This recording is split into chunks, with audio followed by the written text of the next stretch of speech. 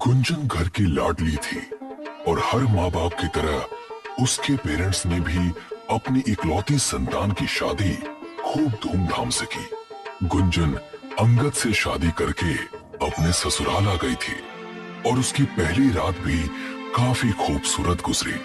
अगली सुबह नाश्ते के बाद अंगद ने गुंजन से कहा, गुंजन, हमारी एक खानदानी परंपरा है। आज तुम्हारा पहला दिन है, तो उस परंपरा को पूरा करने का यही सही समय है। कौन सी परंपरा अंगद? गुंजन बेटा, परंपरा ये है कि शादी के पहले दिन शाम के टाइम नई दुल्हन को पीपल के पेड़ वाले देवता को भोग लगाना होता है और ये काम करते टाइम दुल्हन अकेली होनी चाहिए। कोई उसके साथ नहीं जा सकता, वरना परंपरा में विघ्न पड़ता है। जी माँ जी, आप जैसा बोलेंगी मैं वैसा ही करूंगी। ये सुनकर अंगद और पल्लवी दोनों के चेहरों पर मुस्कुराहट झलक आई। शाम ठीक 7 बजे गुंजन घर से निकली। उसकी आंखों से ओझल होने के ठीक बाद ही अंगद ने किसी मोहित नाम के लड़के को कॉल लगाया।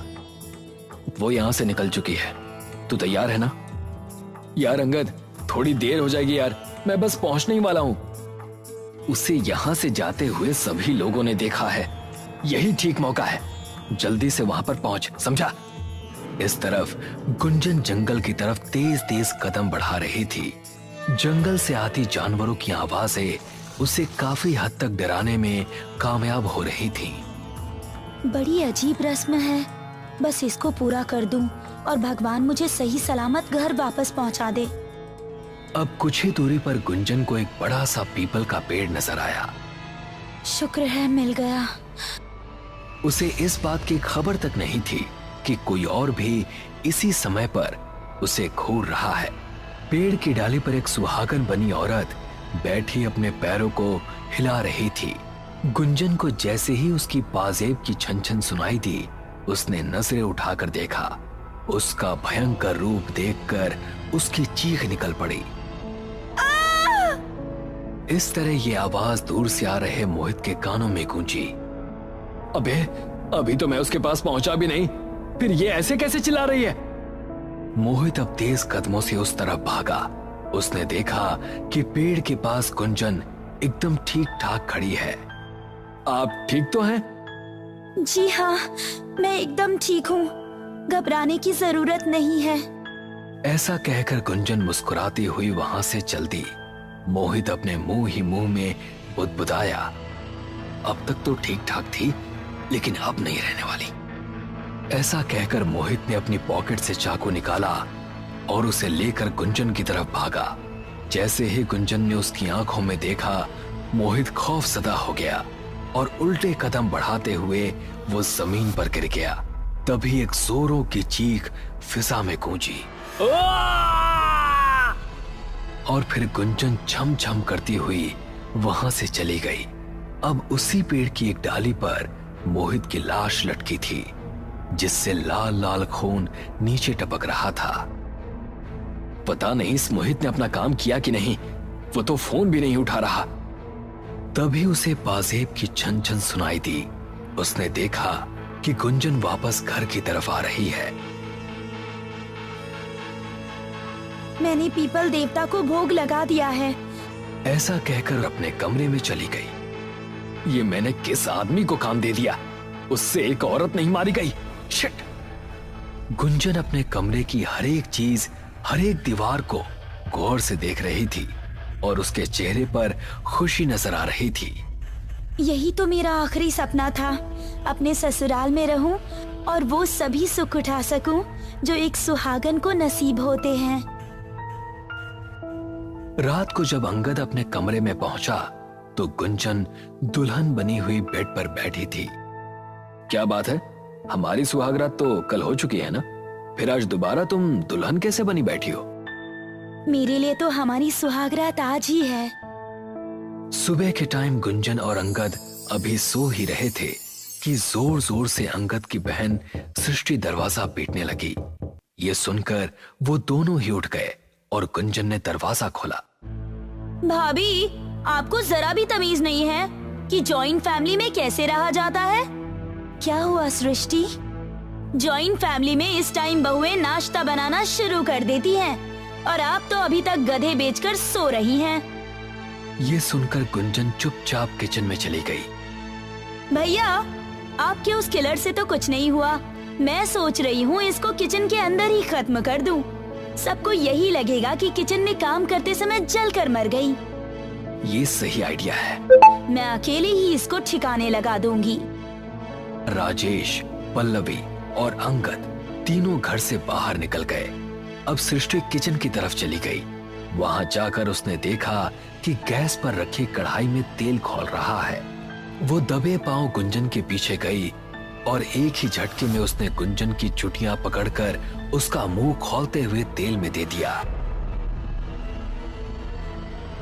गुंजन कढ़ाई से अपना मुंह निकालने की कोशिश कर रही थी, लेकिन सृष्टि ने पूरी ताकत से उसकी चोटी पकड़ी हुई थी।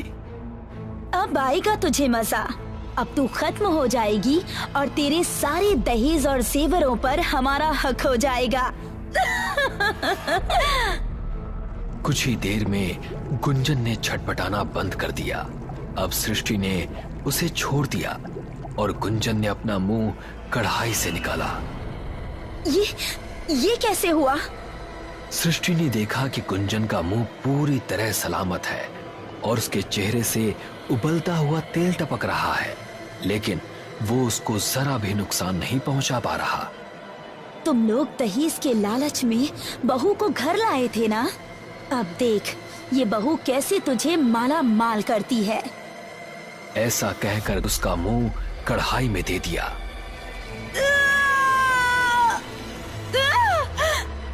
सृष्टि का मुंह कढ़ाई के तेल में तल रहा था और गुंजन खड़ी हंस रही थी।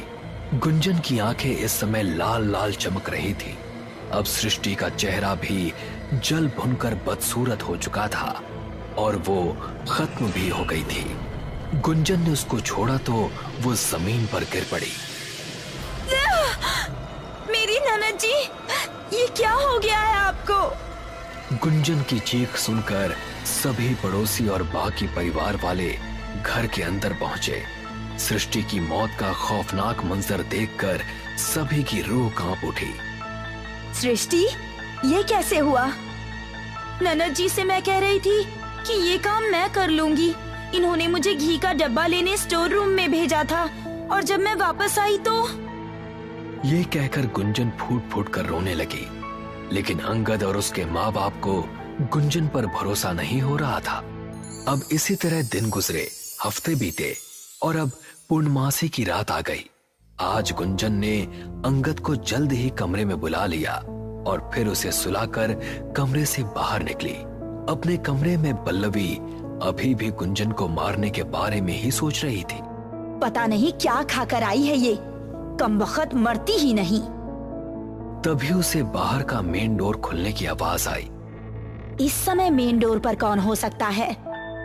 पल्लवी ने हल्का सा दरवाजा खोलकर देखा तो वो गुंजन ही थी जो कि घर से बाहर निकली थी। ये गुंजन इतनी रात में जंगल क्यों जा रही है?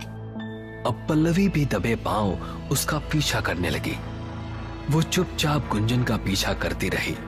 गुंजन जाकर उसी पीपल के पेड़ के पास रुकी जहां उसने भोग लगाया था।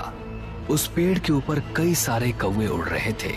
ये भयानक मंजर देखकर पल्लवी के डर का ठिकाना नहीं रहा और वो तेजी से घर की तरफ भागी।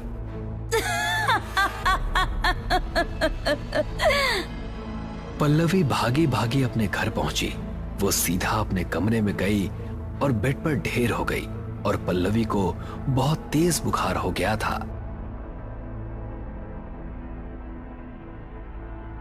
सुबह पल्लवी को डॉक्टर देखने के लिए आया, लेकिन इस समय गुंजन उसके सामने थी तो वो चुप ही रही।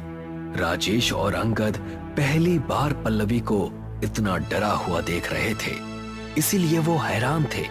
जब गुंजन नहाने के लिए बाथरूम में गई तो पल्लवी ने अंगद को सब कुछ बता दिया। माँ, ऐसा कैसे हो सकता है? गुंजन तो एक सीधी सादी लड़की थी, वो ऐसा कैसे कर सकती है? ये तो अब कोई तांत्रिक ही बता सकता है कि ये आखिर कौन है। अब अंगद ने राजेश को पल्लवी के पास छोड़ा और खुद एक तांत्रिक के पास पहुंचा। नए दुल्हन शादी के बाद 3 दिन के अंदर किसी पीपल के पेड़ के पास से गुजरी थी क्या? हाँ, शादी की दूसरी शाम वो जंगल गई थी। जरूर उस पेड़ पर कोई शंखचूड़नी बैठी होगी। शंखचूड़नी? ये क्या होती है? जिस लड़की की खास शादी के दिन अकाल मृत्यु हो जाती है, उसकी आत्मा शंखचूड़नी के रूप में पीपल के पेड़ के आसपास भटकती है, और अगर उनको कोई सुहागन लड़की दिख जाए तो वो उस लड़की को कैद करके उसका रूप लेकर उसके घर में शादीशुदा लड़की का सुख भोगने के लिए आ जाती हैं। इसका मतलब है कि वो मेरी बीवी नहीं, उसके रूप में कोई शंखचूड़नी है। तो असली गुंजन कहां पर होगी और मुझे शंखचूड़नी से छुटकारा कैसे मिलेगा? ये सुनकर बाबा ने बताया कि उसे आगे क्या करना है। रात के समय जब गुंजन सो रही थी, तब पल्लवी ने हल्दी की कुछ जड़ें आग पर सेक ली। जड़ों के जलने की वजह से एक धुआं निकलने लगा। उसके बाद पल्लवी ने उन जड़ों को एक प्लेट में रखा। फिर उसने उस प्लेट को अंगद को पकड़ा दिया। अब अंगद, पल्लवी और राजेश तीनों डरते डरते शंखचूड़नी के पास पहुंचे।